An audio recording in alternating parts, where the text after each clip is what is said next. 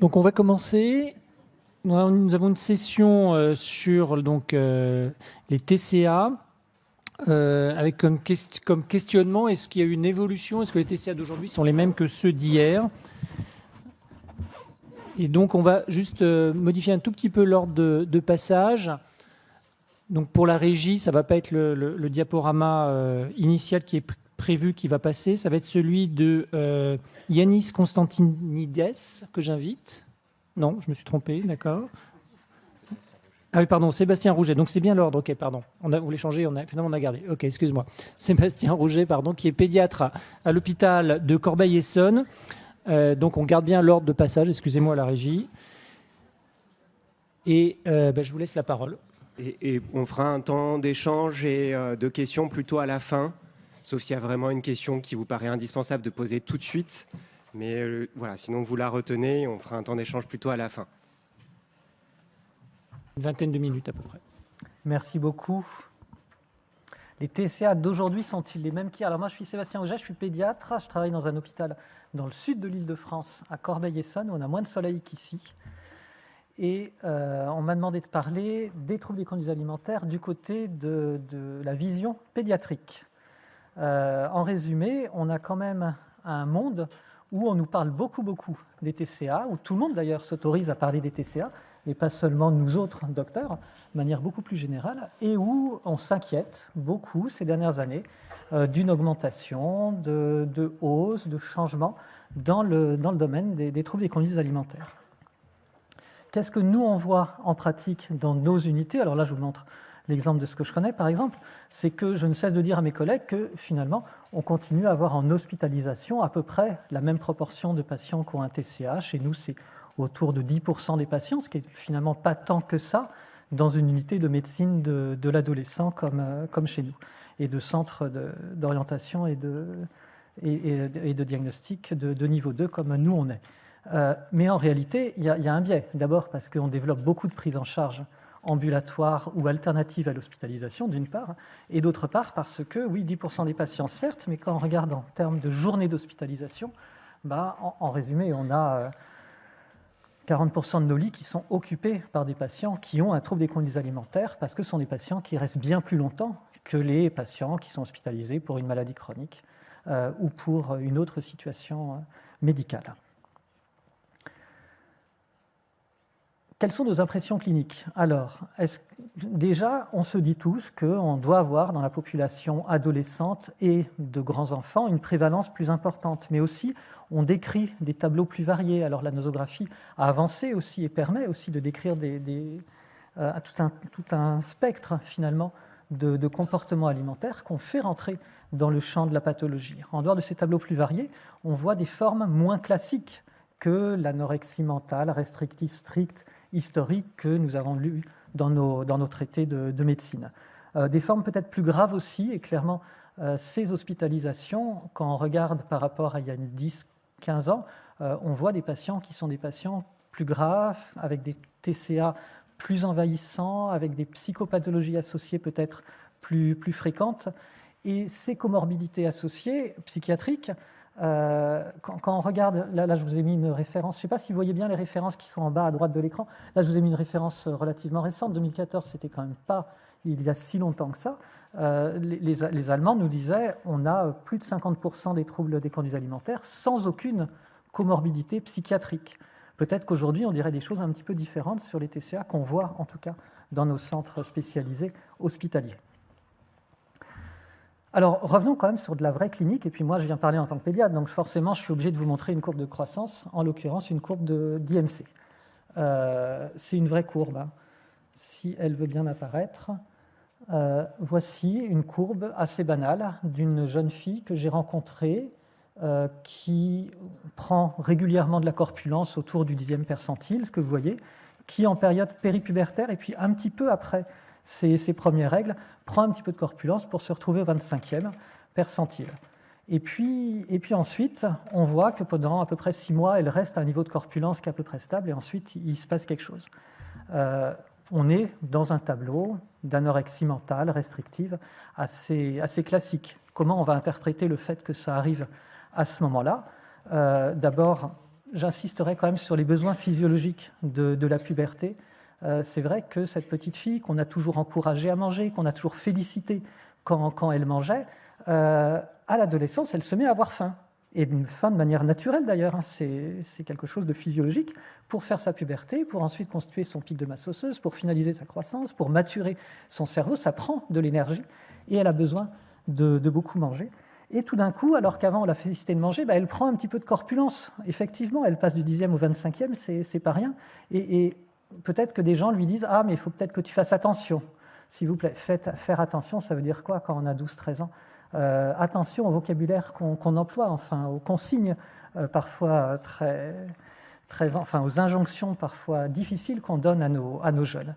Alors il y a plein d'autres choses, hein, et puis peut-être que Diane Morphin, psychiatre, vous parlera du travail psychique de l'adolescence, de la sexualisation, de la recherche d'identification aussi, et puis du fait que l'alimentation, c'est pas quelque chose de neutre, c'est quelque chose qui est déjà en rapport avec soi-même, la prise de contrôle de notre propre corps, mais aussi en rapport avec ma famille, mes parents notamment, mais pas que, et la société dans laquelle je vis. Alors cette jeune fille, je la rencontre, elle a 14,5 de BMI, on donne quelques consignes, et puis c'est le mois d'août, elle va partir en vacances avec ses parents, de toute façon tout est déjà organisé, on ne peut rien y changer, et donc on donne des consignes, on espère que tout va bien se passer. Que se passe-t-il après ? Tout ne se passe pas si bien que ça, puisque elle se retrouve à 11,5 d'IMC et elle est hospitalisée. Et après elle est hospitalisée pour une urgence nutritionnelle. Et puis ensuite, après cette hospitalisation où on lui fait reprendre du poids, finalement, il y a un suivi ambulatoire qui se met en place. Et puis, là encore, hein, c'est une vraie courbe. Voici la suite de sa courbe. Ces règles reviennent à 17 ans. Et qu'est-ce qu'on peut dire de cette jeune fille ? Finalement, est-ce qu'elle est guérie ? Bien malin qui pourrait le dire en voyant une courbe, quoi. Ce n'est pas une courbe qui va nous dire ce qui se passe de sa pensée, de l'envahissement du champ de sa pensée, de ses comportements alimentaires et au-delà. Bien évidemment, la courbe ne nous montre que le fait qu'elle soit revenue à un poids qui est une corpulence tout à fait normale pour elle. D'ailleurs, j'insiste sur le normal pour elle. On n'aurait pas imaginé que cette jeune fille, elle se retrouve au 50e percentile, par exemple. Ça n'aurait aucun sens de vouloir la ramener au 50e percentile quand on voit sa courbe d'IMC antérieure. Mais pour pouvoir le déterminer, il faut bien reconstituer ces courbes d'IMC chez nos patientes qui ont un trouble des conduites alimentaires. Il y aurait plein d'autres évolutions qui auraient pu se produire, hein. Une réactivation précoce de la perte de poids, ou au contraire une prise de poids liées à des comportements de perte de contrôle alimentaire. Enfin, on aurait pu imaginer d'autres évolutions de sa courbe d'IMC. Je vous dis que la courbe d'IMC ne nous montre absolument pas ces comportements. Alors peut-être parlons un petit peu des différents comportements qu'on rencontre chez ces patients qui ont un trouble des conduites alimentaires. Là, on parle d'une restriction alimentaire globale qui lui a permis de perdre du poids, mais d'autres patients sont moins en restriction qu'avec une grande sélectivité. Une sélectivité alimentaire, évitement alimentaire, des aversions très fortes, une limitation du type d'aliment choisi, des obsessions alimentaires, un envahissement du champ de la pensée par les préoccupations alimentaires corporelles, un intérêt nouveau pour la cuisine. Là, on retrouve la description à peu près classique de l'anorexie mentale restrictive, en tout cas dans ces stades initiaux. Moi, je sais que dans le service où je travaille, à l'époque où il y avait... où il y a Top Chef, où il y a un dîner presque parfait, tout le monde est devant la même émission de télé dans les chambres. Une hyperactivité physique qui peut aussi arriver, qui évolue aussi avec le temps, une hyperactivité physique à visée de perte de poids, à visée de constitution de masse maigre, à visée de perte de masse grasse. On décrit classiquement le surinvestissement des activités intellectuelles, ce qui est fréquent, ce qui n'est pas systématique. On peut aussi avoir, au contraire, un moment dépressif où on lâche un peu tout. Des conduites de purge qu'on connaît, vomissements, lavements ou autres conduites extractives au niveau de l'anus. Des prises de médicaments aussi, laxatifs, diurétiques sont décrits classiquement. C'est vrai que chez nos ados, c'est relativement rare, ou en tout cas, ça arrive un petit peu plus tard dans l'évolution du trouble alimentaire. Beaucoup ont une restriction en eau, avec du coup une note d'insuffisance rénale dans les premiers temps, mais d'autres, au contraire, peuvent avoir une utilisation d'eau à visée de coupe-faim, à visée nettoyage interne, le thé vert ou le thé noir qui va faire perdre du poids, et parfois même des vraies conduites de potomanie. Des accès boulimiques ou des moments de perte de contrôle, que ce soit d'authentiques crises de boulimie ou des crises d'hyperphagie boulimie, sans forcément de pratique de contrôle du poids derrière. On décrit des petites filles sages, mais en réalité, ces petites filles sages, ça peut être des vrais tyrans domestiques au sein de la famille, notamment en termes d'horaire, de composition des repas, d'organisation de la vie familiale. Une vie qui peut être parfois très ritualisée, une restriction non seulement de l'alimentation, mais aussi des relations. On décrit des petites filles perfectionnistes, voire un désintérêt affiché pour la sexualité, une régression affective avec un rapprochement avec les parents en début d'entrer dans le trouble. Enfin, vous voyez qu'on a des comportements qui sont en réalité très très variés et que ces comportements, ils varient aussi avec le temps et ils évoluent tout au long du suivi de la maladie. Et qu'on peut avoir un trouble des conduites alimentaires avec uniquement telle case ou avec au début ces 3 cases-là et puis ensuite 3 autres. Enfin, il faut avoir une vision dynamique finalement de cette description très symptomatique du trouble des conduites alimentaires.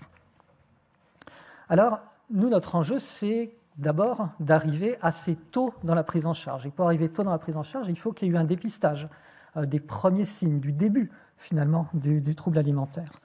Là, je vous montre un questionnaire, peut-être que certains d'entre vous le connaissent, j'espère que beaucoup d'entre vous l'utilisent en tout cas, qui est le SCOFF. C'est un questionnaire qui a été développé, qui est anglo-saxon, qui a été développé à la fin des années 90 et qui est très simple. 5 questions, oui, non. Et on considère qu'il y a un problème avec l'alimentation au-delà de 2 oui.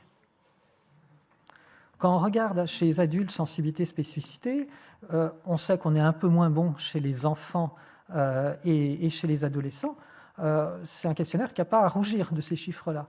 D'ailleurs, si on regarde les chiffres eux-mêmes, beaucoup de tests biologiques n'arrivent pas à ces niveaux-là en termes de tests de dépistage. Quelles sont ces questions ?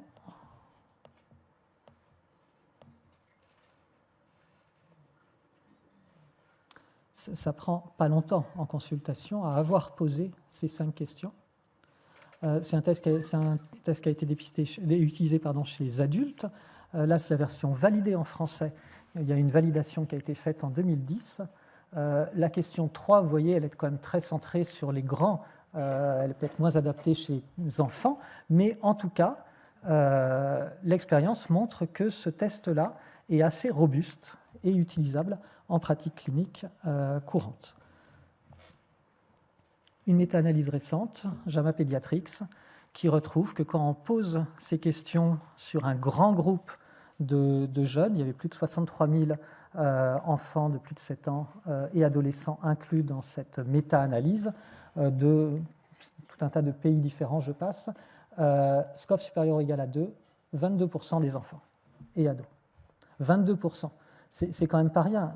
22% des enfants répondent oui à au moins 2 des questions qu'on vient de voir ensemble, plus les filles que les garçons, plus quand on a un IMC plus élevé, plus quand on est plus âgé. Mais retenons quand même ce chiffre de 22% des enfants et ados qui répondent oui. Chez les patients qui ont une maladie chronique, notamment une maladie digestive, notamment des allergies alimentaires, ce chiffre est probablement plus élevé. Alors, je parle de SCOFF supérieur à 2. Je ne parle pas forcément d'un trouble des conduites alimentaires au sens où on pourra le décrire en termes nosographiques, mais en tout cas d'une alimentation troublée ou d'une relation avec l'alimentation troublée. Parce que finalement, pour parler de troubles des comportements alimentaires ou troubles des conduites alimentaires, il faut bien qu'on soit dans un rapport avec l'alimentation, du contrôle du poids anormal, avec un retentissement négatif sur la santé. Il y a des facteurs de vulnérabilité qu'on connaît bien maintenant, notamment génétiques d'ailleurs, mais aussi dans le développement psychologique, neurodéveloppemental, des maladies qui peuvent exister préexistantes, des adversités, des traumatismes, notamment l'importance des violences subies, notamment sexuelles, mais pas que. Et puis ensuite des facteurs précipitants qui finalement ne vont être que le trigger, enfin ce qui va déclencher le trouble alimentaire chez quelqu'un qui a cette vulnérabilité-là. Et puis ensuite des facteurs d'entretien. Les psys vont nous parler de bénéfices primaires dans le fonctionnement psychique du patient. Je vais passer là-dessus, mais en tout cas la perte de poids, la satisfaction liée à la perte de poids est un formidable facteur d'entretien, les réactions familiales, qu'on pourrait appeler aussi des bénéfices secondaires dans cette vision des choses, mais aussi toutes les altérations neurobiologiques qui sont entraînées par la dénutrition et qui vont finalement boucler le patient dans le trouble alimentaire. L'expressivité du trouble alimentaire, une fois qu'il s'est développé, je vous ai montré qu'elle était variable avec le temps, qu'elle était variable selon les personnes, elle est aussi très variable selon l'environnement. Il y a eu des époques où on pense que certaines grandes saintes de l'Église catholique ont quelque chose qui ressemble beaucoup à de l'anorexie mentale. C'est toujours difficile de faire diagnostic a posteriori. Et puis avec le temps, certaines formes de phtisie, par exemple, il n'y a pas que la tuberculose, la chlorose des jeunes filles, pouvaient peut-être être des formes aussi d'anorexie mentale. C'est au milieu du XIXe siècle que Gull, en Angleterre, et puis la SEG, le LASEG qu'on connaît, le signe de la SEG, ont décrit l'anorexie mentale dans une présentation en réalité extrêmement proche de celle qu'on décrit encore aujourd'hui. Et puis je passe sur les autres formes plus inhabituelles. Alors je vous dis que l'environnement joue beaucoup dans l'expression du trouble alimentaire. Quel environnement on offre à nos jeunes aujourd'hui ? Tout le monde a en tête quand même qu'on a eu une période de confinement et surtout des périodes de déconfinement. Finalement, pas mal de jeunes ont mal vécu le confinement, mais ont surtout mal vécu le retour à une vie sociale après un isolement relatif. Et puis, on pense aussi tout de suite aux réseaux sociaux. Alors, quelle influence des réseaux sociaux ? Est-ce que c'est une influence négative, positive ? Quand on demande à TikTok ou à Instagram, miroir, miroir, qui est la plus belle, qu'est-ce que nous répond le réseau social avec des images modifiées, avec une vision finalement très déformée du corps ? Est-ce que je peux être satisfait de mon corps lorsque je me compare à ce que je vois sur un certain nombre de réseaux sociaux largement utilisés par nos jeunes ? Cette image, elle a été publiée avant-hier. Vous voyez, c'est tout récent. Et ça ne veut pas dire que je prépare mes présentations à la dernière seconde, puisqu'elle est d'avant-hier. Et puis, les réseaux sociaux, de manière générale, mais il y a plein d'autres choses qui sont aussi inquiétantes dans notre monde. Et peut-être que certains d'entre vous ont des enfants qui sont en plein Parcoursup. Vous savez bien à quel point ça peut être aussi quelque chose qui majore de l'angoisse ou qui vient créer un stress chez nos jeunes. Alors heureusement, le monde va bien autour. Donc tout va bien, on offre un monde apaisé et rassurant à nos jeunes. Faut reconnaître que quand on dit que le trouble alimentaire, il y a un lien avec l'anxiété, il y a un lien avec l'angoisse, oui, certes. Et puis, on leur offre aussi des figures rassurantes, des figures sur lesquelles on peut s'appuyer, des gens qui vont être des figures héroïques. C'est un peu le crépuscule des idoles, quand même. Qu'est-ce que je voulais garder comme message pour conclure ? D'abord, que parler de TCA, c'est forcément parler de mal-être d'une part et d'insatisfaction corporelle d'autre part. Et que si on veut avoir un vrai rôle de prévention, il faut forcément s'intéresser non seulement à l'alimentation, mais de manière beaucoup plus large au mal-être et à l'insatisfaction corporelle. Deuxièmement, que vous avez bien compris que les TCA dans leur ensemble décrivent un très large spectre de comportements, d'attitudes, certaines étant des choses qui sont des variantes de la normale, et puis certaines rentrant dans le cadre des TCA. Et que notre rôle à nous, c'est aussi de faire de la nosographie et d'aller différencier les fantaisies des enfants, des ados surtout, parce que les ados, finalement, leur rôle, c'est de faire plein d'essais, d'avoir plein de conduites d'essais transitoires, variables avec le temps, qui ne vont pas s'installer, et puis de faire la différence entre ces choses-là et la pathologie. Ce n'est pas la même chose d'avoir un appétit d'oiseau quand on est un petit enfant et d'avoir un arfide. Ce n'est pas la même chose d'avoir pas mal d'aversions alimentaires et d'avoir vraiment une sélectivité très importante. Ce n'est pas la même chose d'avoir envie de perdre un petit peu de poids et de rentrer dans un processus d'anorexie mentale. Le premier enjeu est donc le dépistage. Moi, je vous encourage à utiliser avec les enfants, les ados, le SCOF. Ça permet quand même d'aller un peu plus dans le détail et puis de s'obliger à poser ces questions-là, parce que finalement, il n'y a que ce qu'on interroge qu'on va retrouver. Et on peut très bien choisir de ne pas du tout se préoccuper de ces situations-là, mais en réalité, elles existent, 22% des enfants.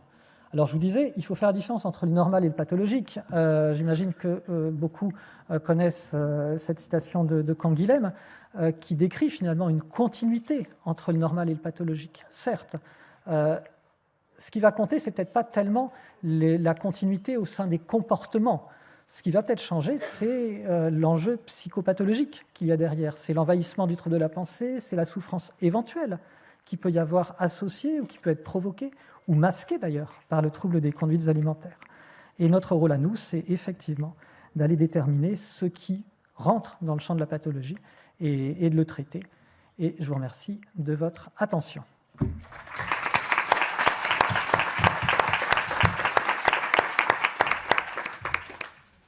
Merci beaucoup pour cette présentation. S'il y a des questions, donc, vous les notez mentalement ou physiquement et on les répondra à la fin. Il y aura un temps d'échange a priori aussi entre les orateurs. On va accueillir Monsieur Constantidines, qui est docteur en philosophie à l'Espace Éthique Île-de-France, peut-être entre autres, mais je ne connais pas tout son parcours, pour nous présenter la vision du philosophe, tout simplement, dans les troubles du conduite alimentaire. Merci. Merci beaucoup Florent. Bonjour à toutes et à tous. C'est un grand plaisir de revenir à Marseille parce que j'ai enseigné à Aix pendant 5 ans dans les années 90, notre époque, notre millénaire. Et donc c'est toujours avec plaisir que je reviens ici, notamment au Vélodrome. Enfin, je préférais l'ancien, mais je suis allé aussi au nouveau. Voilà, on me fait l'honneur de me permettre de m'exprimer ici. Alors, je ne suis pas du tout spécialiste de ces questions-là. Je remercie Karine Garcet et Géry Pichot pour leur confiance. Voilà, je vais essayer d'aller un peu plus dans la généralité peut-être que ce qu'a fait Sébastien à l'instant. Voilà, vous avez eu du rouget au petit déjeuner. Maintenant, il y aura un peu de... C'est un jeu de mots. Il y aura aujourd'hui maintenant un peu de philosophie. Voilà. Alors, je tiens beaucoup à cette idée d'abord. Quand on parle de troubles dans l'assiette ou troubles dans l'alimentation, voilà, c'est un clin d'œil, vous savez, à Judith Butler, troubles dans le genre. Voilà, c'est-à-dire, on commence à se poser des questions qu'on ne se posait pas avant. Ma première idée, la première chose que je vous suggère, c'est que la notion de trouble du comportement, moi je l'ai souvent dit pour les personnes âgées, par exemple, est vague d'un point de vue étiologique. Elle est beaucoup trop générale. Elle explique tout et pas grand-chose.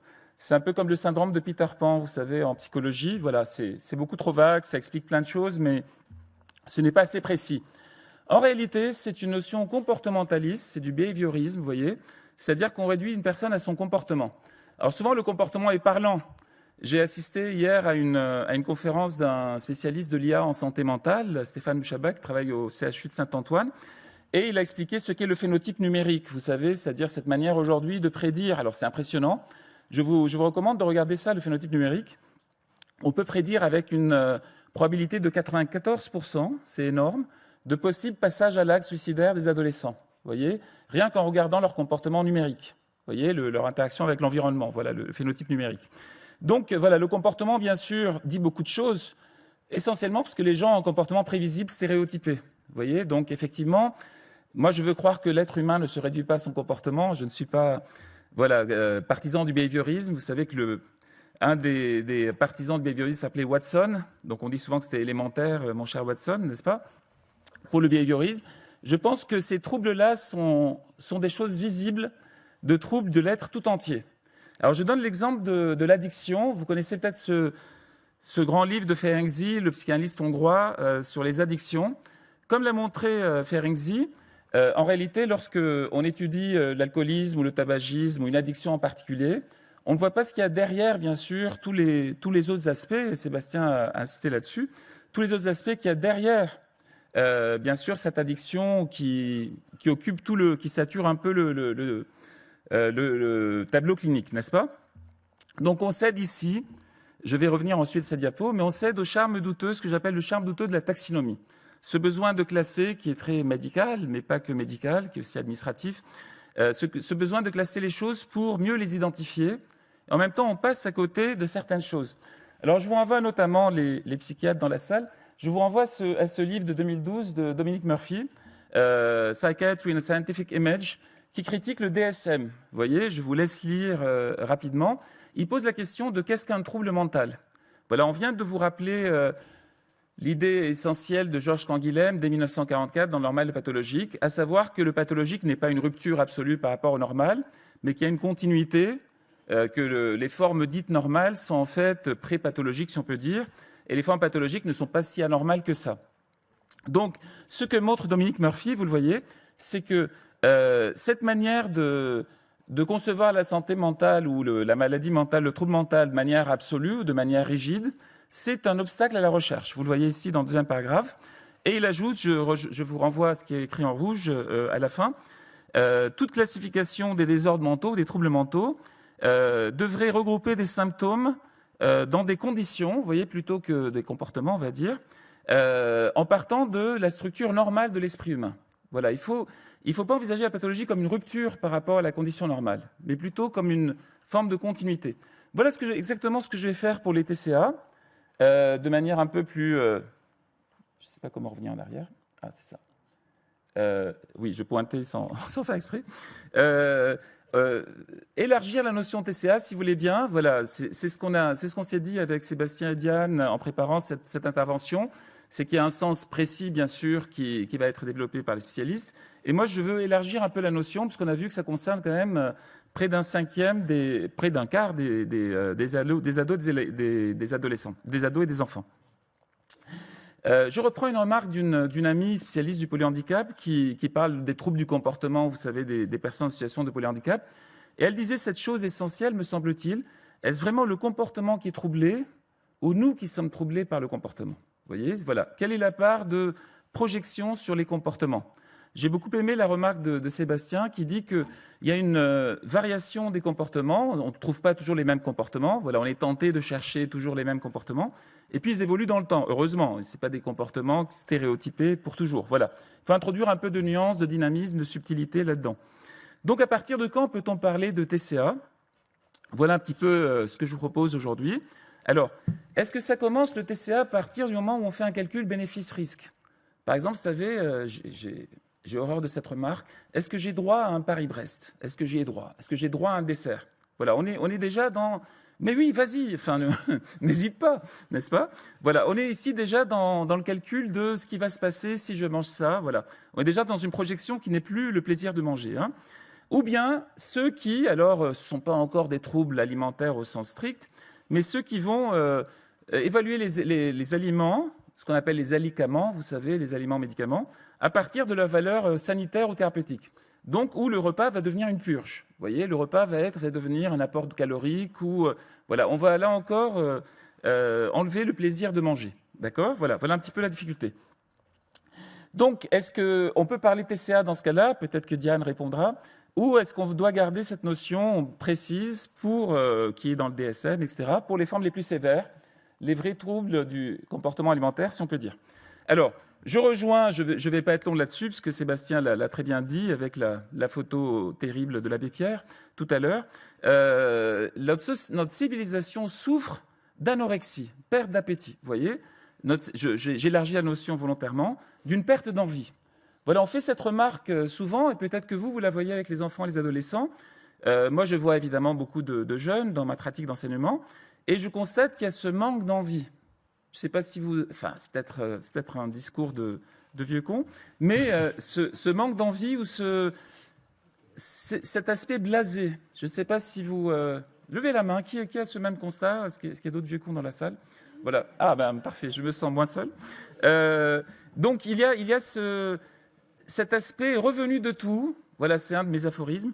C'est des gens revenus de tout sans y être allés. Voilà ce que je dis. Vous voyez, c'est-à-dire qu'ils ont l'impression d'avoir tout vu. C'est atroce. Hein, vous essayez. Moi, je suis un générateur d'enthousiasme. Enfin, j'essaie en cours et en congrès de gastro. Ça marche pas toujours, mais parfois ça m'est renvoyé, aplati. Voilà, je rencontre un mur d'indifférence, enfin un mur mou. Vous voyez, voilà, et ça me perturbe toujours. Parce que j'ai besoin de retour, j'ai besoin d'amour, moi aussi. Voilà. Alors, donc on a une crise de civilisation ou de positionnement identitaire, je dirais. Il y a cette obsession chez certains, pas tous, mais cette obsession fanatique de réparer le monde. Le monde est cassé. Si vous regardez l'éthique du Caire, alors c'est une éthique féminine, féministe, etc. Mais voilà, elle est obsédée par l'idée de réparer le monde. Le monde est cassé. Vous voyez, on part de ce présupposé. Avant-hier, j'étais dans une table ronde sur éthique et finance, rien à voir avec celle d'aujourd'hui. Et il y avait des professeurs d'économie très à gauche, mais qui renonçaient pas à leur salaire important par ailleurs, qui disaient le monde va mal, on regarde à côté, c'est don't look up, etc. La calotte glaciaire, je fais bon, d'accord, elle est décalotée, la calotte glaciaire, mais voilà, ce discours catastrophiste en fait n'aide pas, parce que dans les faits, vous ne faites rien. Voilà, vous vous contentez de seriner, juste de faire les Cassandres indignés. Vous ne faites rien et puis vous angoissez nos enfants, clairement, avec ces discours catastrophistes sans solution. Donc, ça se répercute sur l'alimentation. Comme je vais le montrer tout à l'heure, l'alimentation, bien sûr, n'est pas juste le fait de s'alimenter, mais c'est un système culturel symbolique total. Donc, c'est en rapport avec tout le reste. Voilà. Et donc, ce n'est pas un hasard si manger est devenu un plaisir coupable. Avec Karine Garcet et Patrick Tougnan, les pédiatres et gastro, on travaille sur ce désamour de la nourriture chez les adolescents, vous voyez, qui est lié souvent à la crise climatique. Vous voyez, vous avez tout le temps ces sujets qui arrivent. Pourquoi manger de la viande? Il y a une crise climatique, il faut de l'eau pour les élevages, etc. Puis il y a le bien-être animal, voilà. Donc il y a un croisement de lutte, une intersectionnalité qui rend le fait de manger tout à fait honteux, chez certains en tout cas. Voilà. Donc le fait de manger n'est pas juste le fait de s'alimenter, mais évidemment comporte toujours, a toujours comporté, on l'a vu avec Sainte Thérèse, l'anorexique. Et bien, c'est terrible, Sébastien, de réduire la religion à l'anorexie, soit dit en passant. Mais il y a des enjeux idéologiques massifs dans le fait de manger. Le rapport au corps, vous le constatez tous les jours, je pense. Le rapport au corps et au naturel, de plus en plus compliqué aujourd'hui pour les jeunes. On va parler des réseaux sociaux, de body image, de l'image du corps. Mais il y a aussi ce rapport à la pudeur. Moi, je travaille avec les manip radio, par exemple, je fais des cours d'éthique. Et ils ont beaucoup de mal à jouer le jeu, c'est-à-dire à se mettre en sous-vêtements, vous voyez, parce qu'ils ont peur du regard de l'autre. Enfin, voilà. Il y a un rapport au corps aujourd'hui, je dirais, en dehors de la pathologie, qui est compliqué. J'ajoute à ce que disait Sébastien très justement, les scandales alimentaires, les différents scandales alimentaires qui provoquent des grandes peurs alimentaires. Mais n'oublions pas que manger aujourd'hui est beaucoup plus sûr qu'il y a un siècle. Vous voyez, on ne va pas remonter avant la pasteurisation, mais voilà, il y a des projections ici, parce que je pense qu'il était plus dangereux de manger au Moyen-Âge qu'à notre époque, clairement. Donc voilà, l'éco-anxiété, on en a parlé, je n'insiste pas là-dessus. Donc, vous avez, voilà mon constat rapidement, qui n'est pas médical, mais médico-philosophique, on va dire. On a aujourd'hui des nouveaux comportements alimentaires, je pense, alors peut-être qu'on n'est pas tout à fait d'accord, mais on pourra en discuter tout à l'heure. Déstructuration des habitudes alimentaires. Voilà, comme vous le savez, aujourd'hui, on mange à toute heure. Voilà. On mange de tout. Alors, c'est une chance, hein, vous savez, de manger des sandwichs vietnamiens. Enfin, vous aimez ça certainement. Des sushis, etc. Je rappelle que dans les mythologies de Roland Barthes, c'est les années 60. Alors, il parle de la déesse, Citroën, etc. Mais il parle aussi du steak frites comme plat principal, comme plat préféré des Français. Aujourd'hui, après le couscous, ça serait le sushi peut-être, n'est-ce pas? Vous voyez, donc une évolution là-dessus vers le world food. Et je pense que peut-être vos enfants aussi. J'ai un enfant qui passe Parcoursup en ce moment, mais il n'est pas particulièrement angoissé, malheureusement. Et il n'a toujours pas fait ses lettres de motivation. Moi, je suis très angoissé. Et du coup, je mange beaucoup, beaucoup trop.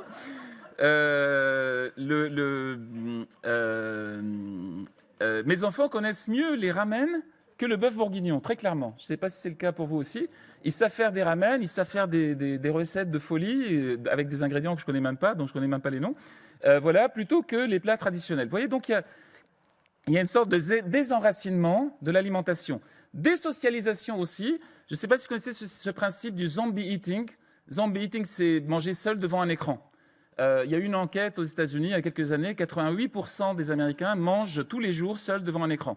Je pense que ça doit être 60% en France, enfin à la louche. Hein. Moi, je ne fais pas de courbe, je ne suis pas scientifique. Voilà, mais moi, je pense que... qui mange seul devant un écran? Faisons un crash test tout de suite, assez régulièrement. Ah, vous êtes des menteurs. Qui mange devant la télé? Allez, qui mange devant la télé le soir? Allez, soyons honnêtes. Voilà, c'est pas recommandé, hein, vous le savez. Donc, on mange aussi à toute heure, c'est-à-dire on a perdu la chronicité dans l'alimentation, qui est si importante, vous savez, qui est très importante. Le fait de manger à heure fixe expliquait en partie la santé de nos aïeux, n'est-ce pas? Donc on mange à toute heure, on se fait livrer. Moi, je suis consterné de voir des livreurs à 2 heures du matin. Vous voyez, c'est quoi cette fringale? Enfin, c'est insensé. Et puis, je dis à mes étudiants, vous savez qu'ils sont complices de l'exploitation de ces pauvres livreurs, vous savez. Eux qui sont si écolos, qui veulent sauver la planète, ils ne lâchent pas leur téléphone déjà, bien sûr. Je leur dis chaque requête sur ChatGPT, parce qu'aujourd'hui c'est ChatGPT qui écrit les copies. Moi je milite pour un ChatGPT prof qui corrigerait les copies de ChatGPT élèves. Comme ça, voilà, ce serait une circularité, personne ne travaillerait. Ce serait parfait. Donc voilà, il y a une désocialisation, déculturation, déritualisation de l'alimentation. Et j'ose une hypothèse, peut-être que l'extrême ritualisation chez les cas les plus pathologiques est une réponse à cette déritualisation. Voilà, je propose ça.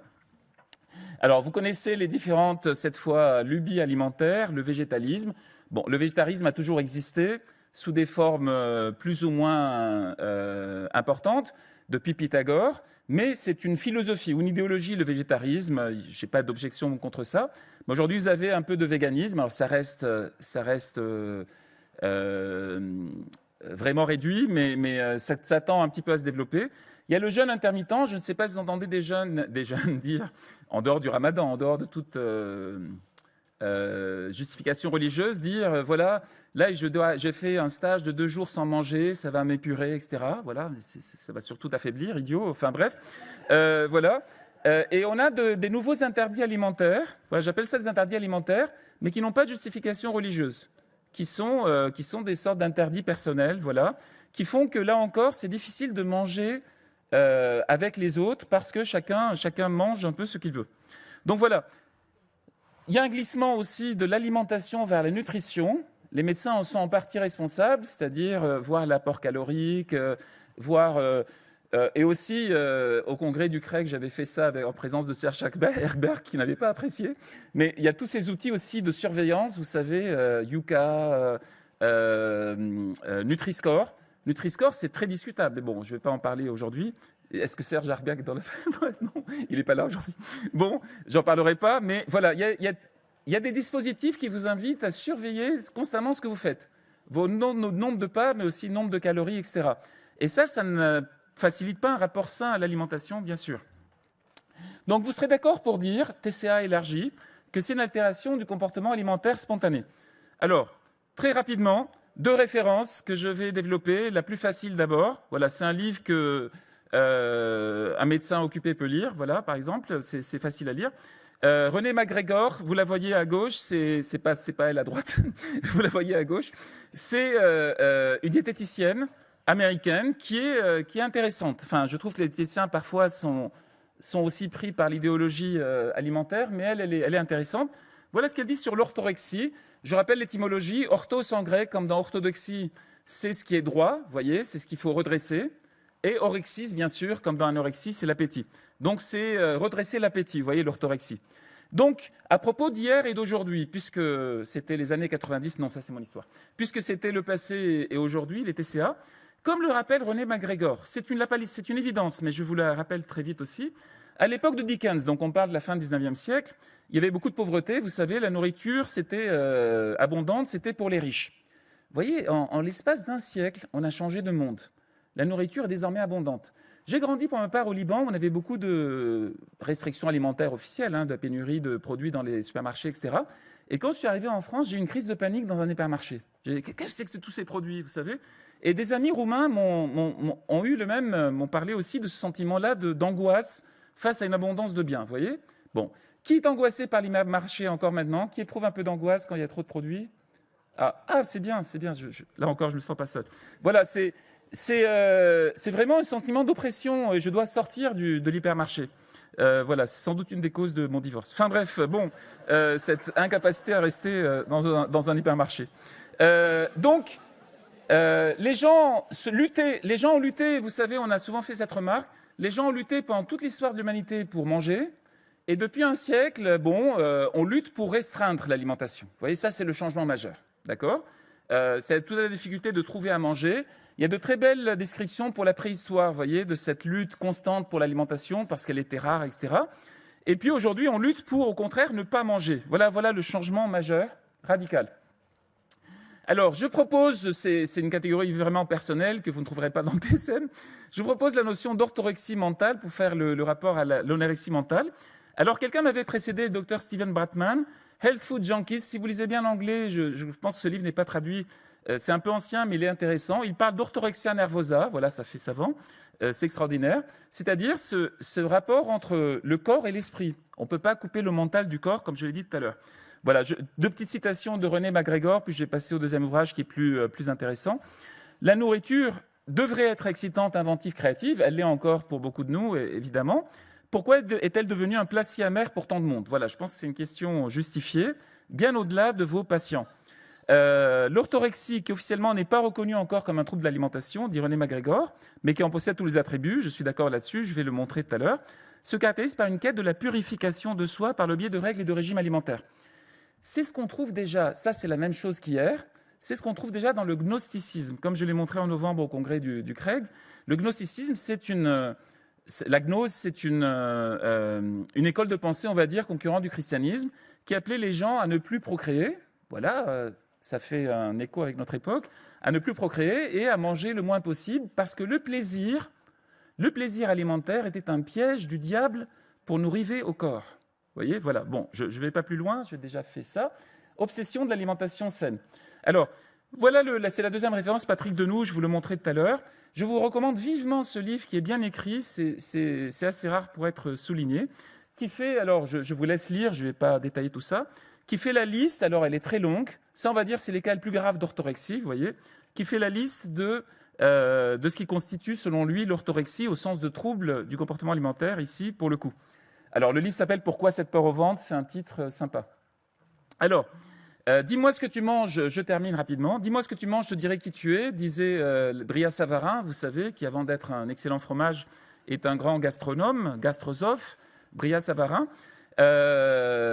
L'alimentation est symptomatique de tout notre rapport au monde. D'accord ? Je vous l'ai dit, c'est un trouble de l'être tout entier, donc l'alimentation renvoie aussi à tout notre être. Donc on a absolument besoin... C'est le problème de la médecine, c'est qu'on vous spécialise très tôt, voilà, vous êtes spécialiste de l'alcoolologie, vous ne faites pas du tabagisme, etc. Approche holistique, vous voyez, mais aussi culturelle. Et Patrick Denous, c'est un psychologue multiculturaliste à Toulouse, d'accord ? Pour sortir de l'approche un peu naïve par le comportement ou le symptôme. Se nourrir n'est pas qu'un besoin vital, quoi qu'en dise Maslow dans sa fameuse pyramide. La nourriture, ça peut être aussi un accomplissement de l'être, ça peut être tout en haut de la pyramide, vous voyez. L'alimentation engage en effet l'être tout entier. Alors un peu de philosophie, il est tôt pour ça, mais un peu de philosophie. Nietzsche, c'est le grand penseur de la digestion. Celui qui a compris, avant même les études dans Science, etc., que la digestion est le processus le plus fondamental, parce qu'il prend beaucoup d'énergie, etc. On ne le savait pas à l'époque, il avait deviné en quelque sorte. La digestion, pour lui, la vraie digestion, est une métaphore aussi de la digestion mentale. Regardez, Nietzsche dit, il y a des morceaux aussi coriaces dont on n'arrive pas à se débarrasser. Le traumatisme, vous voyez. Il y a des choses aussi qu'on n'arrive pas à digérer, choses avec lesquelles on n'arrive pas à terminer. D'accord ? Voilà, c'est le ressentiment de mon ex-femme. Enfin bref, et donc, on n'en finit jamais avec rien, on ressasse, on rumine comme la vache, dit Nietzsche. Peut-être que vous vous rappelez cette image de la vache. On rumine comme la vache, et voilà, on n'arrive pas à passer à autre chose. Voilà comment la digestion peut être un modèle aussi du fonctionnement mental. Et ça, c'est juste exotique, c'est pour vous, c'est un physiognomoniste japonais. Je vous laisse regarder la définition de la physiognomonie. Physiognomoniste japonais qui s'appelle Mizuno. C'est génial, la nourriture gouverne ta destinée. C'est quelqu'un à qui on avait prédit qu'il allait mourir de mort violente en 1 an. Et donc, il y croyait, il était crédule et tout. Et puis, il a décidé d'aller dans un monastère, de manger que des pousses de soja, je ne recommande pas, que du riz blanc, et ça l'a guéri. Et donc, alors, voilà, ça c'est son histoire, mais il a écrit un livre qui est fabuleux là-dessus, La nourriture gouverne ta destinée, pour dire, et je pense que c'est notre propos ici, changer sa manière de manger, l'assainir vraiment, améliorer sa manière de manger, parce qu'il y a de la malbouffe, évidemment, il y a des choses vraies dans la critique des jeunes aujourd'hui, revient à changer de destin, tout simplement. Mieux manger, c'est être mieux dans sa peau, bien sûr, changer de destin. Voilà, je voulais marquer un petit peu dramatiquement cette idée. Alors, je termine. Pourquoi cette peur au ventre ? Donc, ce livre que je vous recommande vivement, bien écrit par ce psychologue, donc Patrick Denous. Voilà, je vais très vite, je vous laisserai le PowerPoint, bien sûr. Ce qu'il dit, c'est que l'orthorexique réduit sa vie à un menu. J'aime beaucoup ça, réduit sa vie à un menu. Cette obsession alimentaire qu'on a vue, qui finalement sature tout l'imaginaire, sature toute la pensée. Donc, désocialisation, lui aussi, parle de désocialisation, déculturation. D'accord ? Dans la plupart des cultures, refuser un plat est vu comme une offense extrêmement grave.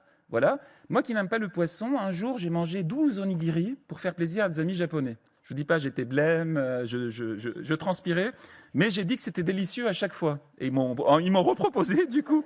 C'était atroce. C'était atroce. J'ai mangé plus d'onigiri que je pensais dans ma vie. Voilà, donc, bien sûr, on le fait par politesse, mais aujourd'hui, dit de nous génialement, je ne sais pas si ça vous fait écho en vous d'autres expériences, aujourd'hui, on va refuser un plat avec un air de supériorité pour dire « mais moi, je ne mange pas de ces merdes-là ». Vous êtes d'accord ? Mais comment tu peux encore manger ça ? C'est un peu comme dans Barbac, c'est un mauvais film, mais c'est rigolo. Barbac, vous savez, c'est une fille qui ramène un amant vegan, et l'amant fait... Alors, le père est bouché, donc ça va pas bien marcher. Et donc, le fils refuse absolument tout ce qui est viande, mais aussi produits laitiers, etc. Et puis, ça finit mal, il le découpe avec son truc de boucher. Enfin bref, voilà. Dernière chose vraiment, comme le dit Patrick Denoux encore, lorsqu'on a des troubles, notamment de l'alimentation, on va tout ramener un peu à l'alimentation. On a un inconfort gastrique, c'est gênant pendant un congrès de gastro. On a un inconfort gastrique, eh bien on va penser à ce qu'on a mangé la veille, voyez. Et comme dit Patrick Denoux, et si c'était en fait la relation avec votre ex qui vous tourmentait, et qu'il y a par ailleurs une fragilité alimentaire, vous voyez ? Donc voilà, pourquoi on ramène tout à cette simplicité de l'alimentation ? C'est un peu facile. Alors moi, je parle de dyspepsie, vous savez, l'incapacité à digérer, justement. J'avais un oncle dyspeptique qui devait marcher des heures après chaque repas. On n'en finit jamais avec rien. Voilà, donc conclusion, pardon, je suis déjà un peu long. Conclusion, le trouble dans l'assiette d'aujourd'hui, le trouble dans l'alimentation, à mon sens, c'est dû à la perte des repères symboliques et culturels qui structuraient jusque-là l'alimentation, qui en faisaient quelque chose d'assez banal, finalement. Les TCA larges dont j'ai parlé sont le reflet d'une crise de la civilisation. Très vite, absence de sens, absurdité de l'existence vécue par nos jeunes, absence d'enracinement. Alors ça, vous avez une petite explication, c'est un sociologue polonais, aujourd'hui décédé, Zygmunt Bauman, qui parle de modernité liquide. Je ne sais pas si vous connaissez cette notion. C'est-à-dire aujourd'hui, il n'y a pas de fidélité à son employeur, il y a des relations libres dans l'amour. Il a fait un livre sur l'amour liquide que j'ai offert à mon ex-femme, qui est extraordinaire. Tout devient liquide. Il n'y a plus de repères un peu fixes pour nous rassurer, n'est-ce pas ? Crise identitaire. J'ai lu un livre sur l'anorexie qui est très intéressant, qui s'appelle « Le miroir intérieur brisé ». Vous voyez, crise identitaire. Voilà, je donne cet exemple-là. Repli sur soi.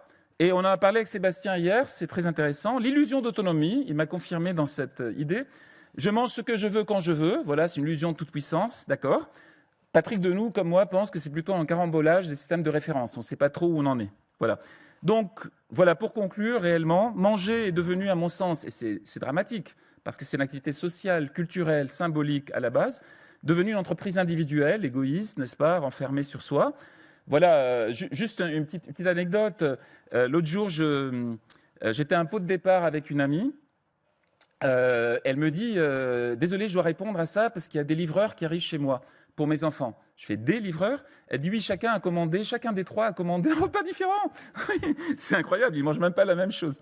Bon, donc une entreprise individuelle perçue comme, alors souvent à tort, comme plus ou moins risquée. Merci beaucoup.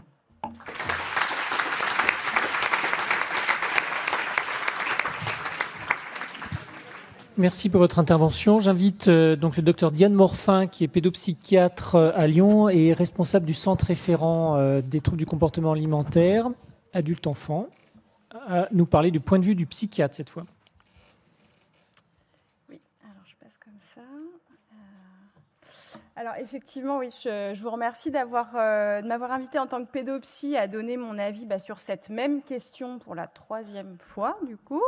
Donc je vais essayer de faire probablement plus court que mes collègues et puis qu'on se rende disponible pour échanger au moins entre nous et j'espère avec vous. Alors moi j'ai orienté ma réflexion sur 3 axes. Est-ce qu'on peut parler d'une évolution clinique dans le monde des TCA ? Est-ce qu'il y aurait de nouveaux TCA et est-ce qu'il n'y aurait pas une évolution dans le mode d'entrée dans ces troubles des conduites alimentaires ? Alors, pour ce qui est de l'évolution clinique, ma réponse est assez ferme. Moi, je n'observe pas d'évolution clinique dans ce que moi j'appelle les troubles des conduites alimentaires, c'est-à-dire les patients que je rencontre.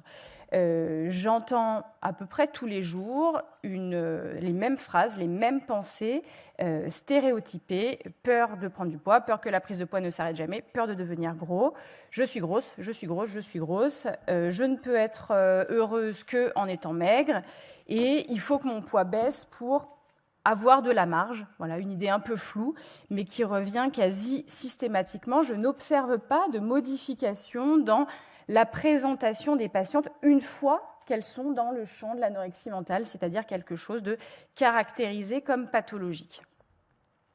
Est-ce qu'il y aurait des nouveaux TCA? Alors, moi, j'ai succombé au charme de la taxinomie. Vraiment, moi, le DSM, si j'avais pensé, en tant que psychiatre, défendre un jour le DSM en congrès, enfin, vraiment, c'est un peu exceptionnel. Mais c'est vrai qu'il y a eu des nouveaux TCA qui sont entrés dans la nomenclature à l'occasion de la révision du DSM. Donc, c'était quand même en 2013. Donc, maintenant, ils sont bien rentrés dans la nomenclature. Il y a eu effectivement l'apparition d'un nouveau trouble qu'on appelle l'ARFID. Vous connaissez certainement, qui regroupe différentes entités cliniques antérieurement un peu éclatées dans des entités diagnostiques très peu spécifiques. Donc ça regroupe les néophobes, les phobies de déglutition, les petits mangeurs, les sélectifs, les dysoralités sensorielles, sous un tableau clinique nettement mieux caractérisé et commun à l'enfant et à l'adulte, ce qui me semble clairement intéressant.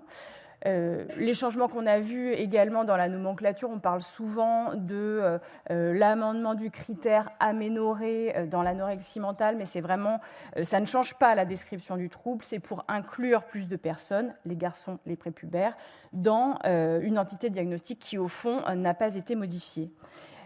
On observe quand même que la révision de la CIM en 2024, la CIM 11, n'a été l'occasion que de confirmer ces entités diagnostiques. Vraiment, les critères et les entités du DSM ont été totalement repris dans la CIM 11, sans aucune modification, ce qui dénote d'une certaine stabilité, mais probablement d'une certaine consensualité aussi de ces entités diagnostiques qui sont maintenant plus stables.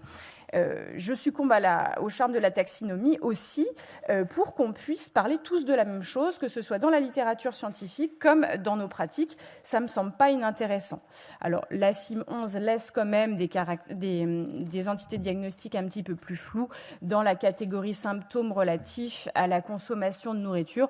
On a encore les entités problèmes liés à l'alimentation du nourrisson, problèmes liés à l'alimentation de l'enfant, mais c'est des choses très très peu spécifiques dont on ne parlera pas aujourd'hui.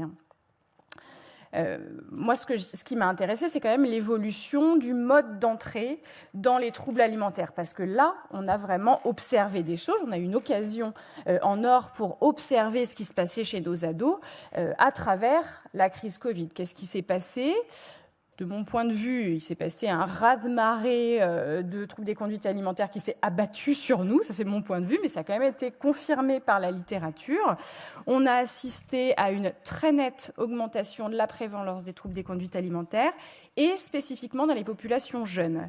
Là, c'est des chiffres au Canada. On repère un rebond du nombre d'hospitalisations pour des troubles des conduites alimentaires, l'anorexie mentale, en population adolescents, jeunes adultes, 10-24 ans, un rebond qu'on n'observe pas du tout dans les classes d'âge supérieures.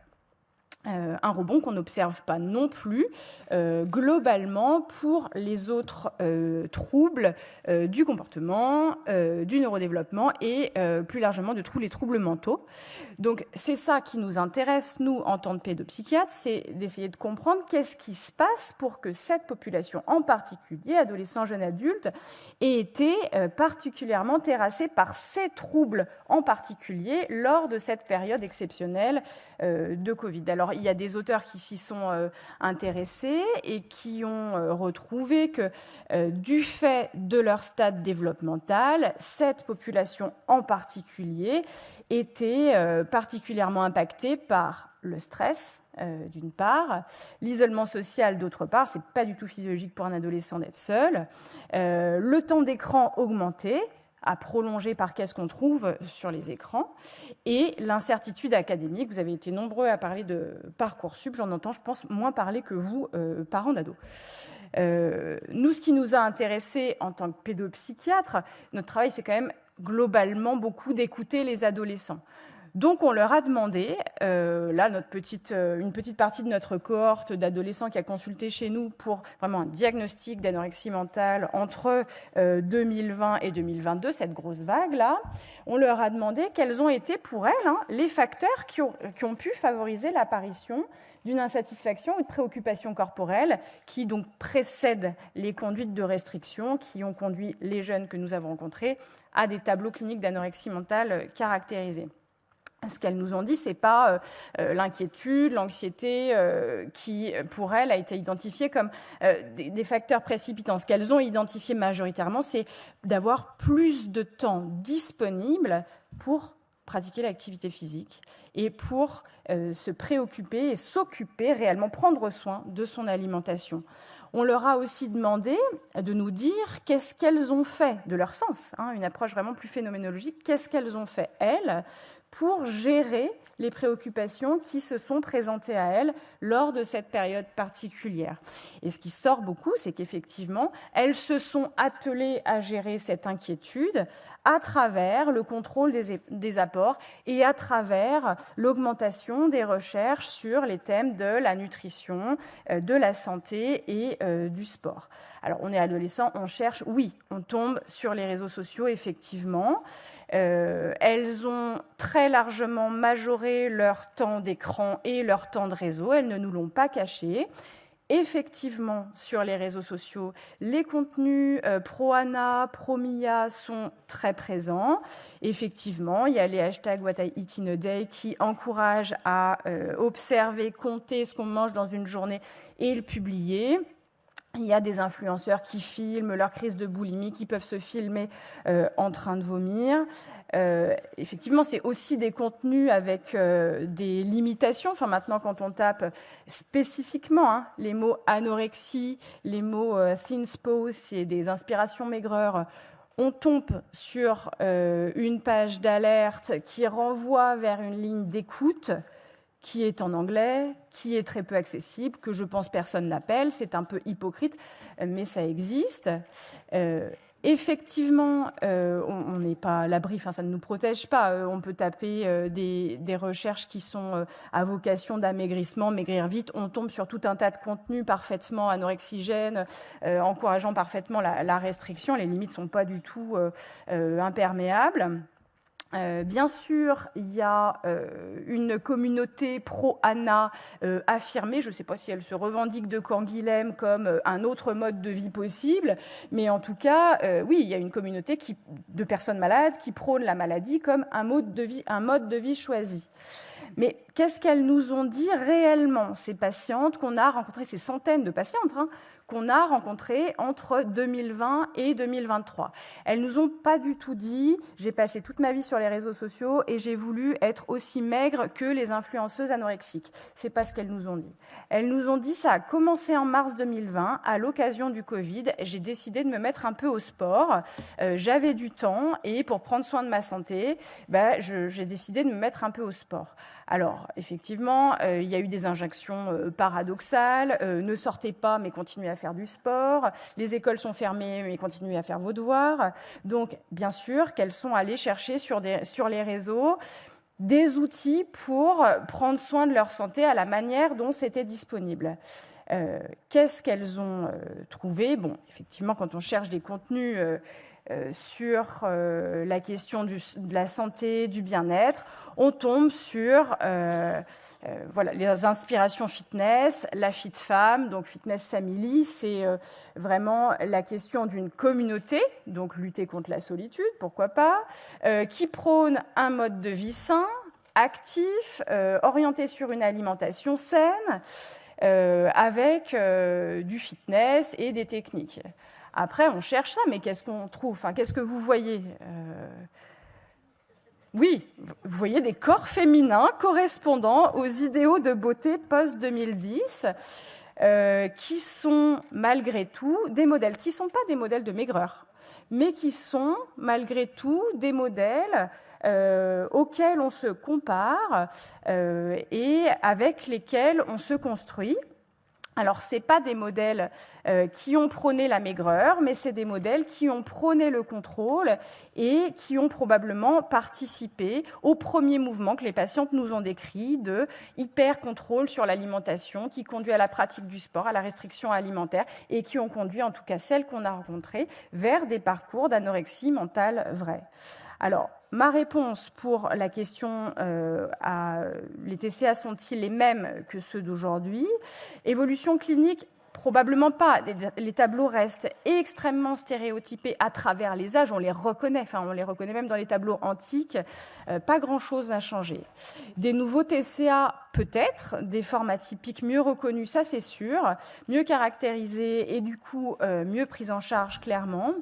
Mais surtout évolution dans le mode d'entrée avec un contexte social toujours anxiogène, anorexigène, qui a prôné l'incitation au contrôle pour le maintien de la santé et non seulement pour des objectifs esthétiques, et qui a conduit une partie de la population adolescente, probablement nos patientes, les plus enclines à répondre aux attentes et à se lancer dans une espèce de course effrénée vers un idéal de perfection non atteignable. Voilà.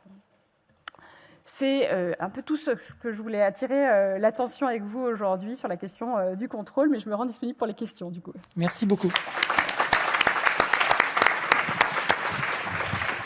Merci beaucoup, on a du temps pour des questions, c'est très bien. On va inviter les orateurs à venir nous rejoindre. On va rajouter une chaise. Pour voilà, donc on va faire circuler le micro. On attend qu'ils s'installent pour pouvoir répondre quand même, même si c'est des questions brûlantes.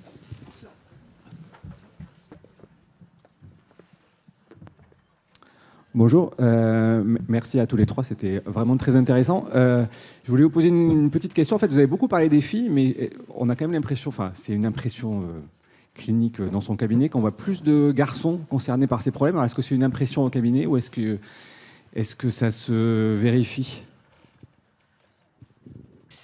C'est une impression. Il y a toujours eu une stabilité des formes masculines environ à 10%, des TCA tout confondus. Les TCA chez les garçons qui sont quand même le plus présents, c'est l'hyperphagie boulimique. On n'en parle pas aujourd'hui, on n'en parle pas suffisamment, alors que c'est le TCA le plus représenté entre anorexie, boulimie, hyperphagie. Donc c'est ce qui est le plus fréquent chez les garçons. Les ARFID sont aussi très représentés chez les garçons. Voilà. Anorexie mentale, ça reste une faible proportion qui reste à peu près stable. Les garçons se dénutrissent moins que les filles dans leur conduite alimentaire très contrôlée. On est moins sur de la nutrition et plus sur la recherche de muscles. Si je voulais aller un petit peu plus loin, je dirais qu'on est quand même dans une médecine genrée et nos critères diagnostiques sont très centrés sur les filles. Alors on a retiré l'aménorrhée là maintenant, mais finalement si on élargit la définition et qu'on crée une définition utilisation du sport excessif dans le but de gain de masse musculaire, par exemple, on pourrait rajouter ce critère-là, et là, du coup, on réintégrerait dans le champ de la pathologie tout un tas de garçons. Or, cette utilisation de la salle de sport, des techniques de nutrition diététique à visée de gain de masse musculaire, c'est plutôt valorisé dans la société, et donc ça ne rentre pas dans le champ de la pathologie. Mais comme il était dit tout à l'heure, enfin, la question, c'est aussi les enjeux psychiques sous-jacents. Et finalement, il y a un certain nombre de garçons qui utilisent ça et qui vont bien, et puis il y en a un certain nombre qui ne vont pas bien. Et je rejoins totalement Diane sur la question de l'hyperphagie boulimique, qui pour le coup est beaucoup, beaucoup plus fréquente que l'anorexie mentale, ou même que l'anorexie mentale avec conduite de purge. Oui, merci beaucoup, c'était passionnant. Si j'ai bien compris, le contrôle, c'est le grand mal de la société moderne. On ne voit pas bien la place des parents qui ont toujours une importance majeure dans les TCA, en tous les cas chez classique, l'anorexie mentale des patientes hospitalisées. Dans les explications que vous avez données sur le post-Covid. Oui, effectivement, le rôle des parents dans la genèse d'un trouble alimentaire, donc les attitudes parentales qui peuvent favoriser l'apparition de troubles alimentaires, est peu étudié. En tout cas, ce qui ressort dans le Covid, c'est uniquement qu'une bonne communication parent-enfant était un facteur protecteur. C'est un peu le seul truc qu'on trouve dans la littérature. Après, on s'est un peu épuisé sur ces questions, je crois, et on a beaucoup plus orienté la recherche vers les ressources parentales, c'est-à-dire le rôle des parents dans le soin, plutôt que dans leur responsabilité dans l'apparition du trouble. Oui, pardon, merci pour ces éléments très intéressants. Je reviens sur la question genrée. Vous avez tous les trois marqué l'importance de l'impact finalement de l'environnement sur l'apparition de ces troubles au niveau social et en conséquence du Covid. Est-ce qu'il y a des études qui montrent un impact équivalent chez les garçons avec une consommation de la salle de sport, avec une consommation des produits hyperprotidiques pour faire de la masse? Est-ce qu'on a aussi cet élément-là, comme vous l'avez montré chez les filles? Chez les garçons, j'ai vu très peu d'études en fait passer sur ces questions, probablement parce que ça nous intéresse moins et que ça va être moins recherché du côté médical, du côté sociologique. Il y a un petit peu plus de documentation. C'est ça, la population clinique, elle est majoritairement féminine de par la dénutrition. Les garçons sont moins en population, enfin voilà, ils ne sont pas hospitalisés de par l'absence de cette composante-là et donc moins étudiés, je pense. Je fais aussi une remarque. Pour élargir, là encore, littéralement, vous allez voir, il y a aussi la question de l'obésité et des mouvements body positive sur les réseaux sociaux. Vous voyez, à l'autre bout du spectre, c'est-à-dire des gens qui s'affichent dans leur rondeur décomplexée, prétendument. En fait, dès le premier retour de bâton, c'est plus compliqué. Et vous avez tout un mouvement, enfin moi j'ai écrit là-dessus dans Réalité pédiatrique, de Fat Pride. Je ne sais pas si vous connaissez ce mouvement de Fat Pride, c'est-à-dire être fier d'être gros. Donc voilà, là encore, c'est un peu comme la communauté pro-ANA. C'est étrange, mais une sorte de revendication de quelque chose qu'on ne maîtrise pas. Une sorte de contrôle illusoire ou symbolique sur quelque chose qu'on ne contrôle pas. Merci beaucoup, Alexandre Fabre. J'ai une question qui m'a toujours... je pense que dans mon service, on prend aussi en charge les patientes anorexiques, c'est nos collègues endocrinos, mais c'est la question, si on élargit au spectre de la Terre, de l'humanité, des différentes cultures, est-ce qu'il y a de l'anorexie partout, au même taux, et est-ce que le Covid a eu le même impact? Alors, je ne sais pas si vous avez une réponse, mais est-ce que finalement ces patientes anorexiques ou existent ou n'existent pas parce que finalement c'est désadapté dans un pays où on ne mange pas, c'est létal, tout bêtement? Ou est-ce que c'est finalement, si on sort des sociétés occidentales, qu'en est-il? Parce que moi, souvent quand je lis, c'est assez centré sur les sociétés occidentales ou occidentalisées. Alors effectivement, c'est une question qui est souvent posée parce qu'en fait, même dans les populations qu'on rencontre, les populations cliniques, il y a cette notion de stéréotype, que ça touche plutôt des classes socio-économiques aisées. Et en fait, dans la littérature, on retrouve quand même qu'il y a des tableaux d'anorexie mentale dans toutes les cultures. Il y a Marie-Rose Moreau qui avait écrit pas mal là-dessus. Il y a aussi des travaux qui notent l'apparition plus spécifiquement de TCA dans les cultures qui vont être exposées à la mondialisation à l'échelle d'une même génération. Il y a un avant et un après. Il y a une étude un peu très connue sur une île des îles Fidji, là où la télé a été introduite et on a vu l'apparition de troubles des conduites alimentaires avec les comparaisons corporelles avec d'autres, des corps d'autres natures. En tout cas, et puis il y a d'autres travaux aussi qui ont parlé donc de l'émergence de troubles des conduites alimentaires chez les populations déplacées. Quand il y a des mouvements comme ça de migration, on voit que les générations qui naissent dans le nouveau pays d'accueil sont plus particulièrement touchées par les troubles des conduites alimentaires de par les phénomènes d'acculturation. Oui. Juste, ça me permet de rebondir, ça me fait penser, est-ce qu'il y a un rapport avec l'émergence de capacité à avoir des images de soi? Parce que finalement, les miroirs ou même les photos, c'est quelque chose de récent. Dans l'histoire de l'humanité, pendant longtemps, on se voyait peu, en tout cas mal. puisque finalement, comme vous dites qu'il y a un rapport du contrôle au corps, il faut voir son corps, il faut qu'on voit tel qu'on est. En tout cas, il y a quelque chose qui se joue dans la dialectique de la perception corporelle. On pense aussi à ce pic. Pourquoi on a ce pic d'émergence à l'entrée au collège, alors que c'est en parallèle des mécanismes de comparaison et de la construction de son identité corporelle par rapport à ce qu'on voit chez les autres. Je n'ai pas du tout de réponse formelle à votre question, mais effectivement, il y a probablement des enjeux en lien avec la perception de son corps et la comparaison qu'on en fait à celle des autres. C'est peut-être le lien que vous faisiez avec les populations déplacées.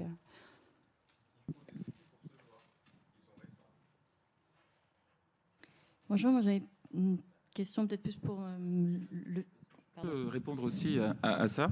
Voilà, ce qu'a dit Diane est très important. Je pense qu'il y a une... Pardon pour vous avoir coupé. Il y a un universel, on va dire, de ces troubles-là. L'anorexie mentale existe dans toutes les cultures, à toutes les époques. Voilà, voilà, on l'a montré tout à l'heure rapidement, on l'a montré. Et je pense qu'il y a des troubles objectivement partout. Simplement, c'est accru par certains, voilà, par le rapport à l'environnement. Et moi, je pense qu'en partie, les nouveaux troubles sont un effet effectivement de la mondialisation, et c'est propre à l'Occident. C'est-à-dire que, vous voyez, c'est un peu comme les allergies, vous savez, qui sont une maladie de riches, qui augmente beaucoup en Occident et pas en Orient.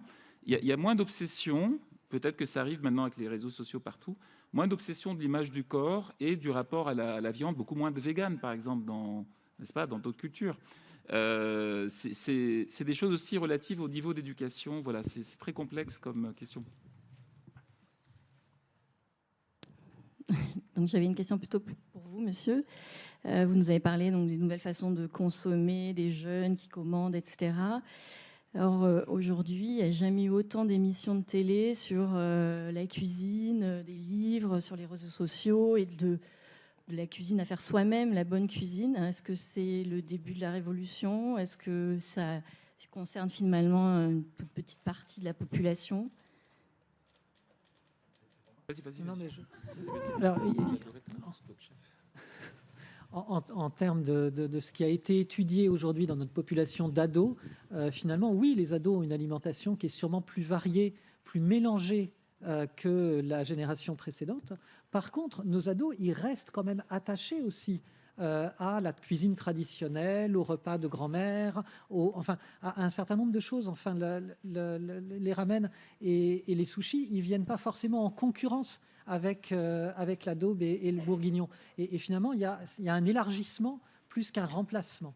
Alors oui, certes, il y a de la malbouffe, mais nos ados sont conscients aussi de la malbouffe, et un certain nombre vont nous dire, bah oui, là, ce jour-là, ça a été un fast-food, mais le lendemain, ça a été autre chose avec la famille, et le surlendemain, avec des amis, on a fait un truc healthy. Enfin, finalement, il y a une variété très large, en fait, de consommation d'alimentation, et on ne peut pas caricaturer ou imaginer que nos ados ont uniquement tel type d'alimentation.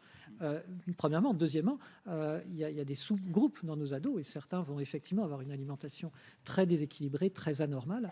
Mais ça, c'est des sous-groupes. Enfin, voilà. Quand on regarde l'ensemble des adolescents, on a en fait une grande variété d'alimentation. Deuxième élément, j'insistais sur les besoins physiologiques de la puberté, sur le moment où il y a la faim et où il y a besoin d'augmenter beaucoup ces apports nutritionnels. Pour certains ados, dans des familles notamment où les repas sont assez cadrés, assez légers, on ne peut pas couvrir ces besoins nutritionnels si on n'a pas quelques crises de fringales, qui ne sont pas forcément des crises d'hyperphagie boulimique, qui sont des moments de fringales, si on n'a pas un petit peu de grignotage en dehors des repas, enfin bref, ou au repas strictement proposé dans la famille, on ne couvre pas ces besoins nutritionnels. Et ça peut être pour certains ados, ceux qui ont une vulnérabilité particulière, quelque chose de particulièrement angoissant de se voir avoir des moments de fringales ou de grignotage en dehors des repas traditionnels proposés par la famille. Oui, j'ajoute, je vous réponds aussi sur ces émissions-là. J'ai adoré ta remarque sur Top Chef, tous les ados de service qui regardent les émissions culinaires. Voilà, je suis d'accord sur ce que dit Sébastien, les choses sont plus complexes. Et même quand ils font un fast-food, ils sont en train de se dire, il ne faudrait pas en abuser, j'en ai fait hier, j'entends ça constamment. pas que je mange dans les fast-foods, mais des gens qui en sortent, qui disent on l'a fait hier, on va refaire un fast-food. Voilà, il y a une prise de conscience. Mais moi, j'attribue aussi le fait de regarder ces émissions-là. Alors, c'est pas juste les émissions à la télé, c'est aussi tous les influenceurs aussi qui montrent des plats. Hein. Voilà, je ne sais pas si vos ados connaissent Choi, c'est un général sud-coréen, qui fait la cuisine. Enfin, il parle pas français, mais personne ne connaît cette émission. Bon, c'est mon fils qui regarde ça et il fait des recettes épicées. Alors, il y a un enjeu pour certains gamins, c'est de manger le plus épicé possible. Voilà, je prends cet exemple-là, parmi d'autres. Donc voilà, moi je pense j'interprète ça comme une volonté de contrôle, c'est de savoir ce qu'on mange, d'essayer de voir des choses aussi, et la recherche aussi de nouveautés. Voilà, il y a une volonté de prendre les choses en main, même si par ailleurs on relapse, on retombe un petit peu dans la malbouffe. Voilà, mais il y a un peu de culpabilité de le faire. Merci beaucoup. J'ai trouvé que c'était très passionnant d'avoir ces 3 différents points de vue. J'avais une question peut-être un peu plus du côté, pour vous, en philosophie et peut-être la pédopsychiatre aussi.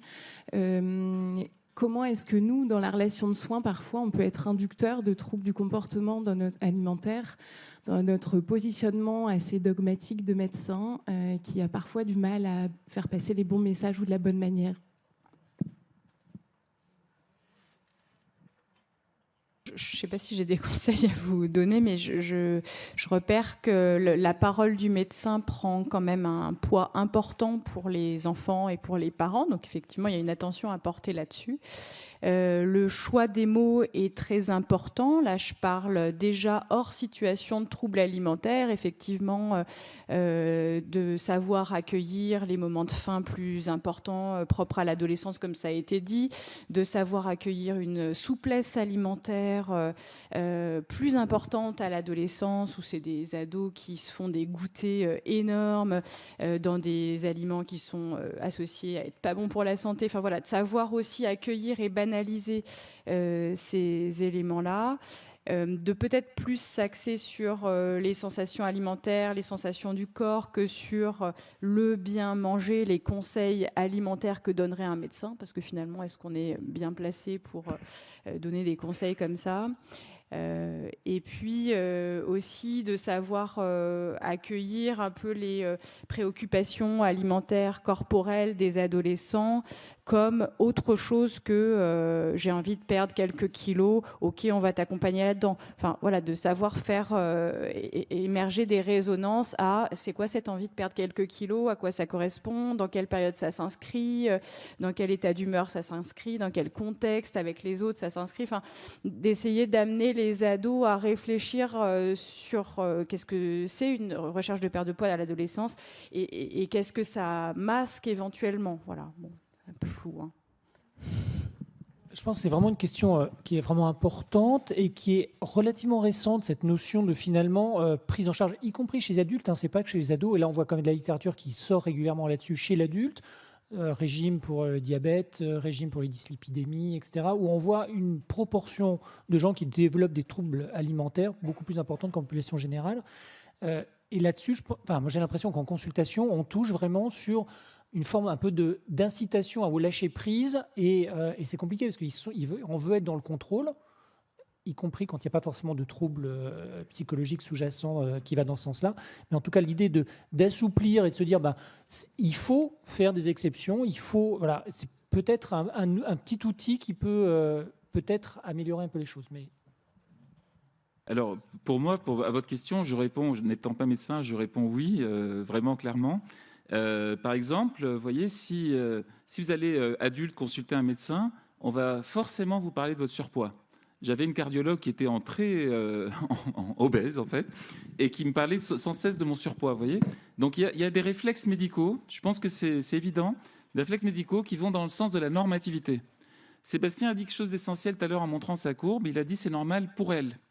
Je pense qu'il y a beaucoup de pédiatres, peut-être qui réfléchissent un peu moins ou qui sont plus sur les chiffres, qui vont dire il est en dessous de la normalité.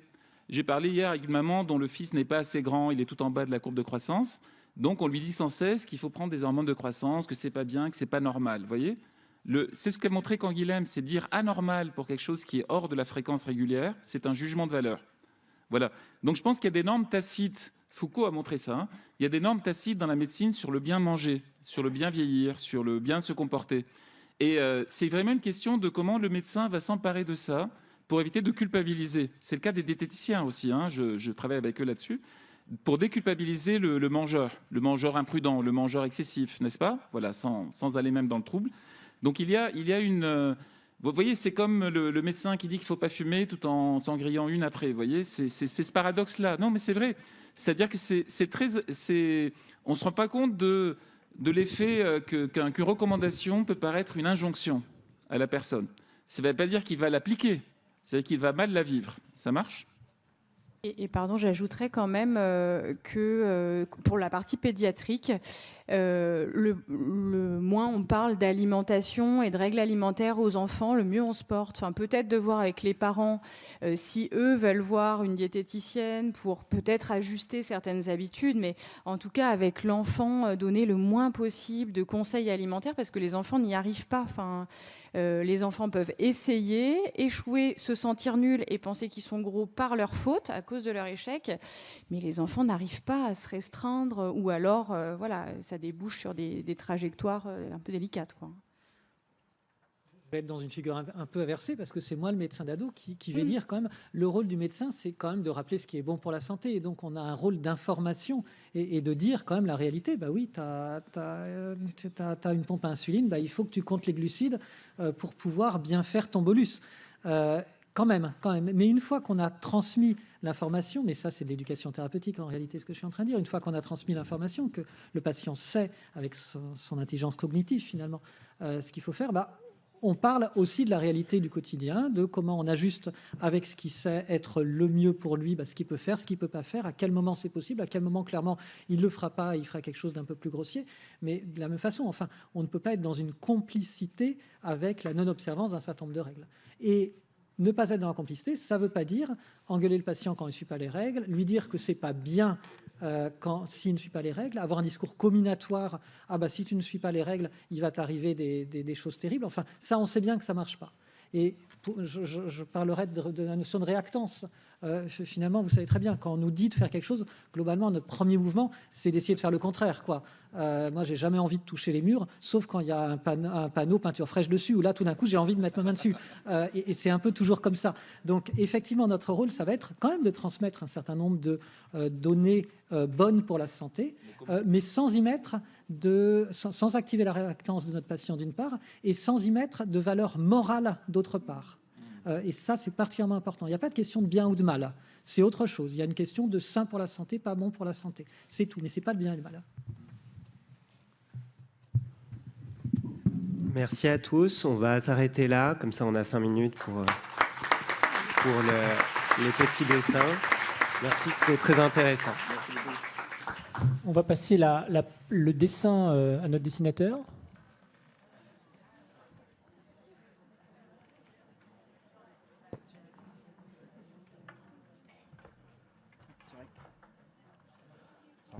C'est magique, ça marche tout seul là.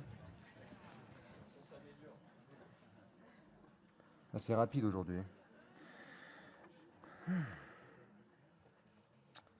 Bonjour. Donc, je remonte un peu le micro. Là, c'est bien. Donc, les TCA d'aujourd'hui sont-ils les mêmes qu'hier? On a eu 3 visions différentes et on a commencé par la vision du pédiatre. Alors moi, je suis arrivé au moment où ça disait ça à peu près. Le TCA, c'est des patients qui restent longtemps. Attendez, vous êtes encore en pédiatrie, vous? Ensuite, le pédiatre, il paraît que c'est un exercice obligé. Il doit montrer une courbe de corpulence. Alors voilà, il a montré une courbe de corpulence. Et apparemment, à un moment, il se passait quelque chose. Donc après, on a vu un peu que les enfants étaient très encouragés à manger. Allez, Sarah, allez, encore une cuillère, Sarah, tu peux le faire, tu peux le faire. Par contre, à l'adolescence, on a faim parce que le changement, c'est énergivore. Mollo, Sarah, là, hein, tu devrais peut-être faire un petit peu attention. Et peut-être que les parents devraient faire attention à ce qu'ils disent à leurs adolescents. Ensuite, on a vu un petit passage de l'anorexie à travers les âges, notamment une sainte catholique qui peut-être avait une genre d'épiphanie. Ensuite, on a essayé de voir un peu la différence fine qui existait entre la pathologie et les expériences adolescentes. Moi, je veux manger que des aliments de couleur bleue, hein, comme mes cheveux. Et en fait, il n'y a pas une limite qui est nette, mais il y a plutôt une continuité entre les deux. Et ensuite, on passe à la vision du philosophe. Alors, le trouble dans l'alimentation, ce n'est pas une notion assez précise, hein, ça réduit quelqu'un à son comportement. Donc, on a évoqué le phénotype numérique qui permet de prédire les comportements suicidaires des adolescents en regardant leur consommation numérique. Est-ce que c'est un trouble du comportement ou c'est troublé par le comportement? Ah, là, je suis désolé, mais ça me gêne que tu reprennes un Paris-Brest, en fait.